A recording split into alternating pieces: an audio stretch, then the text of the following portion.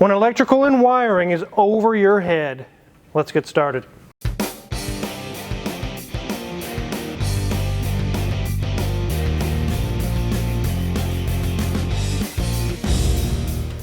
Wizard, that has got to be the worst toupee ever. It's probably not very comfortable for long extended periods either, but let me see if I can get out of this monstrosity. This is actually what's left. There was actually a lot more than this, but of the melted wiring that was inside of this Land Rover Discovery, it is officially done. The customer's been called. They're going to be coming this week to pick it up. Everything they wanted done is finished. It all works again.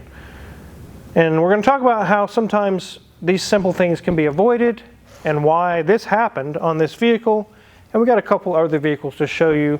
Sometimes wiring can be really, really tough. Electrical problems as well. So this is a 2000 Land Rover Discovery. It's been here for quite a while. You guys have been seeing various video clips or videos on it. It's been in the background for actually like 3 or 4 months probably. What happened on this one was a simple wiring short somewhere, a really small one, and it blew a fuse. We all see memes on Facebook or on the internet where somebody takes the fuse out and puts a bullet in there or a bolt, and that's really the wrong answer. And that's not what this customer did. Maybe they just needed to get home, or they needed it just enough to get on a trailer or whatever. And let me show you why this wiring got so bad. So like I mentioned, there was a fuse that blew underneath the dash, the knee bolster area. It was something to do with lighting or park lighting or whatnot. And it just blew a simple fuse like this. Just a simple 10 amp fuse. And for whatever reason, the customer needed to get home, like I mentioned, and they stuck in a huge circuit breaker. Way overkill, way too much. And that's what caused this issue. Why do fuses exist? Why are they even there? Only one reason: to protect your wiring and to keep a fire from happening. They're supposed to blow when too much current passes through the fuse, usually in a situation where there's a short circuit. If you put a larger circuit breaker that can handle 30 amps, 40 amps, now it can put that much more power through the wire that's already melting and cause basically a nuclear meltdown in your wiring harness. Let's take a look up close at this harness. Look what Grimes had to pull out. This is just a small portion. There's like double or triple this amount, but these wires, one melts, it gets hot, and then it melts the next one, and that one gets super hot, then it melts the next one, and it causes a chain reaction. All of this melting that you see, I mean, look at it, guys. It's everywhere. It's almost like a cancer. It's really, really bad. All of this is because of this. Entirely because of this. Let's go ahead and take a look inside the Land Rover. So Grimes has this all back together. The dash is really good. He did a great job. You can see the whole dash had to come out.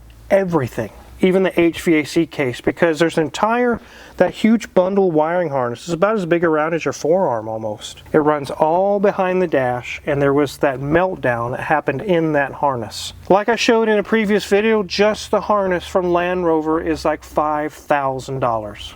Just the harness. Then we would include the labor and everything else that was damaged. There was more than just the harness was damaged. It would have been so much money. We're almost at $4,000 to solve all this because so much tear down. And then Grimes had to go wire by wire by wire. There's no book time on that. It's hour by hour to go through and fix all that. And it still came out cheaper because the problem is fixed and the labor for about the price of just the harness. So it's literally almost half price to do it the way that we did. It's still really expensive. We told the customer up front $3,000 to $4,000 range. They said that's fine, let's go forth. I'm happy with that price. So we stayed right in budget. There's a few more things that got melted as well. Let me go show you. We got a new ignition lock assembly in here because the actual electrical portion had got so hot, the actual ignition switch, it melted some of the aluminum. It destroyed the lock, everything. I don't even know how it was working. But this is part of it as well. This is the little solenoid that would do the steering lock and shoot this in and out like that. You can see it's just black. You can see where around the steering lock got so hot that it melted. You can see the spatter on there. Here's some more, a connector that was up near the steering lock, and it just melted everything totally to pieces. While we had the HVAC case out, it would be foolish not to put a new heater core in, because you know as well as I do, as soon as they take it home 3 months from now, their heater core would start leaking. And they'll be like, oh my God, we could have changed that out while we had it apart. Guess what? We did. So there's a lot of why are there things that adds to the tally of the price. But it is done, it is solved, but this was definitely a headache for Grimes. There were some days he was in there all day long. He finally come out and say, I need a break, Car Wizard. I'm about to lose my mind. This is crazy. It was really that bad. But it's solved. Now let's move on to another Grimes project. This one's actually been in the shop before. It's a 1993 500 SL. This is in the years just prior to the changeover when it changed to SL 500. This is back when they were still 500 SL. It's a really good car. We fixed several things on there, but there were some wiring issues that Grimes needed to tackle, and we told them, this is hour by hour, this is going to take a lot, because in the previous video, like you saw, mice had gotten in all through the body control modules and all through the wiring and tore it up pretty bad. We give them kind of an estimate just to get in there and figure out how bad is it to tear everything apart. The customer said, I don't want to do that right now. Now is not a good time. Well, now it's back. They've got the funds or the time or whatever it is that they needed to accumulate. Now they said, you have the green light, dive in. Let's go ahead and open the hood. In this area, you take this little cover off. We haven't dove in yet, but I'm just showing you guys. Underneath here is like 4 or 5 or 6 control modules and tons of wiring all in this area. A mouse had gotten in there and made a nest and just shredded the wiring. We did repair what we could here, but there's very likely some that's even deeper. And the amount of tear down it would take to get to those, again, like I mentioned, the customer was not prepared at that time. Now they are. So as soon as we finish up a few projects in here that Grimes is working on, it's going to be on to here, and he's going to start basically, not literally ripping and tearing, but you know, pulling a bunch of stuff apart to figure out. The brake switch is still showing the brake switch issue a fault, even though there's a new brake switch. There's some wiring chewed or something somewhere. There's an issue with the roll bar, maybe a micro switch, or it could be wiring. We're just going to have to dive in and find out.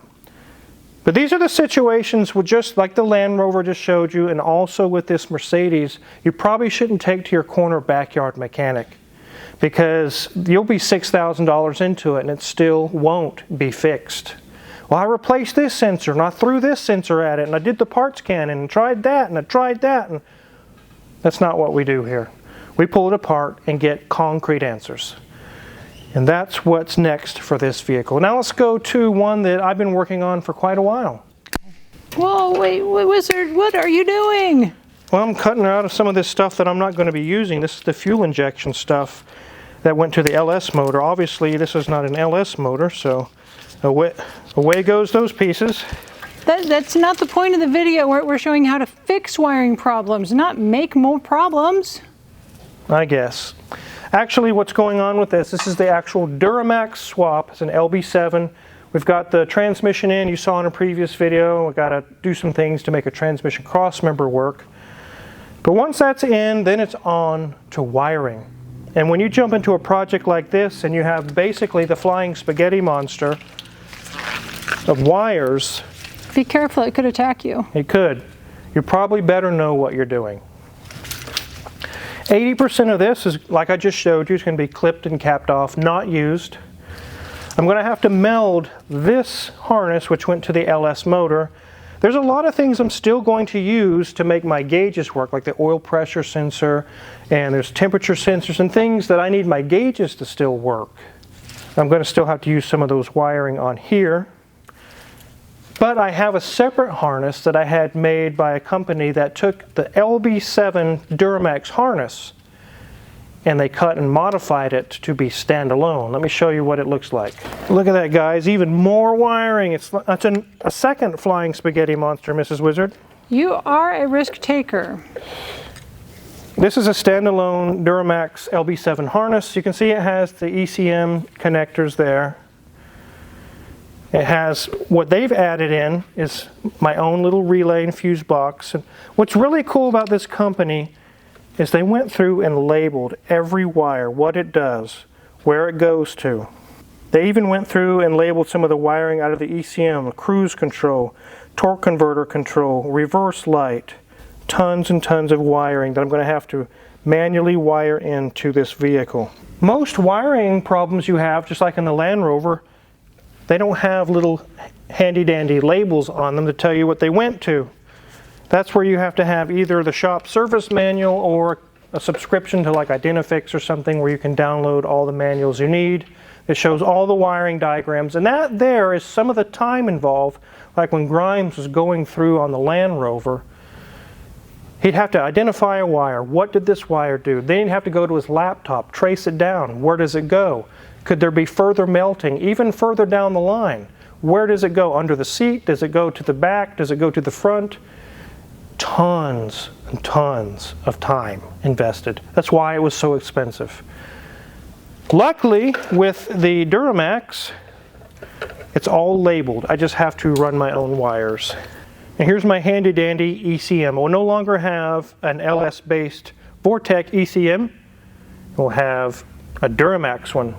One thing I had to do also with the ECM to this Duramax is the persons or people who did the wiring harness conversion for me, they had to go in and turn off the security features, PATs or whatnot, so I could actually start the truck and it won't think it's being stolen. They also turned off some other features that are not needed. I don't have to mess with the transmission. A lot of ECMs and things for like the Vortec engine was originally here. The one ECM would control the engine and the transmission all in one box. And unbeknownst to most people on the LB7, the transmission, the Allison transmission, was not controlled by the ECM. It had its own TCM, a transmission control module. The ECM had no control over the transmission at all. So I don't have to worry about that. It won't be looking for a transmission. That's really good. So all those things are taken care of. My wiring woes are great, and it stands before me as a mountain that needs to be overcome, and it's going to be taken care of here as soon as we get some other projects done in the shop. We're actually making good headway. We're getting a lot of the long-term projects finished up and moving them along. But definitely wanted to do a video for you guys to show you how wiring and electronics can really quickly get over your head, and you can make huge mistakes that can cause big damage, just like we saw on the Land Rover. Again, I'm not faulting or trying to poke at the owner. Mistakes happen, things happen, and unfortunately sometimes the consequences are very expensive. On the Mercedes, I don't know yet. Grimes is going to have to get in there and pull it apart. There may be a second mouse nest in there that we're going to have to find more chewed wires, so we'll see when we get it apart. If you live in an area where there's mice problems or rat problems and you're going to be storing your car for a long time, you may hire an exterminator or maybe get some mouse traps, maybe some humane traps, however it is that you want to handle it. But those little deterrents, like the little pouches or things you can put around in your car, they don't work.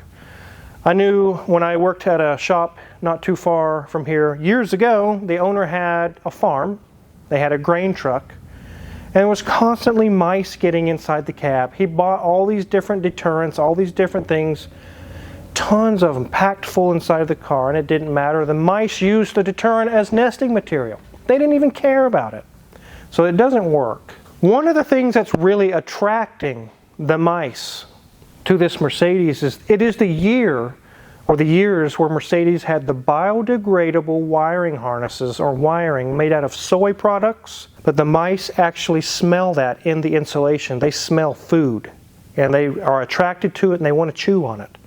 So that's basically what's going on with that. That's why it happened. We had a SL600 V12 in here that had the year of biodegradable wiring harness, and all the wires were degraded. It was just really bad. And the customer, anything over $3 or $4 grand, they were like, forget it, I'm not doing it. And that left us with our hands tied behind our back, because if you're not spending the money, I can't help you. So it was going to be lots of parts and engine coming apart just to get to all the wiring. And they were like, you know what, no thanks, I'm just going to park this thing. So we didn't get to fix it. It can be very expensive. So again, just wanted to do a video to show you guys wiring and electronics. If you're curious what kind of tools we use to fix a lot of these issues, check our Amazon affiliates in the link below. If you purchase anything, we get a small cut and we really appreciate it. Head on over to Mrs. Wizard's Ways. There's a link in the description there as well. You can see her new content she has there. And hit the subscribe button here, because we have many more cool videos to come. Thanks for watching.